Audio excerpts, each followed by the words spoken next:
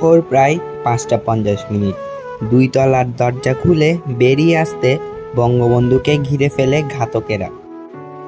সিঁড়িতে মেজর হুদাকে দেখে চিৎকার করে উঠলেন বঙ্গবন্ধু। সিঁড়ির মাঝামাঝি দাঁড়াতেই গর্জে ওঠে মেজর হুদা ও নূরের স্টানগান। একে একে প্রত্যেককে হত্যা করে ঘাতকের দল। বঙ্গবন্ধুর ছোট ছেলে শিশু রাসেল ভয়ে কাঁদছিল। রাসেলকেও তারা রেহাই দিল না।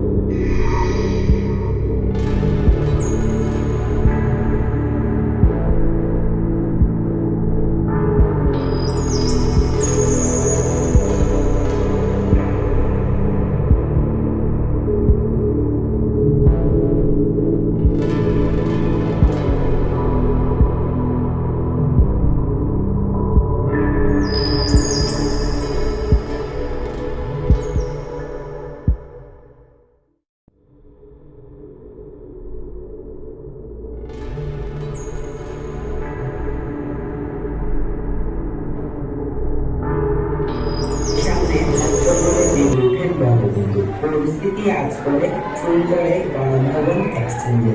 ততক্ষণে বাড়ির ভেতর প্রবেশ করেছে ঘাতকের দল। আমার এই দিকটা আপনি করতে গিয়ে আমার খুব ভালো লেগেছে, অনেক সুন্দর হয়েছে সাথে উপস্থাপনা চমৎকার হয়েছে। আর সর্বশেষ যে দুইটা দেখলাম অনেক ভালো হয়েছে, যারা করেছে তাদেরকে অসংখ্য ধন্যবাদ। আমি আশা করবো তোমাদের এই কাজ ভালো থাকবে এবং তোমরা কি ভবিষ্যতে আরো কি এগিয়ে যাবে ইনশাল্লাহ। এবং সাথে আমাদের অসংখ্য ধন্যবাদ জানাই তার ভূমিকার জন্য। সবাইকে ধন্যবাদ। আসসালামু আলাইকুম। তালি দাও স্যারের জন্য।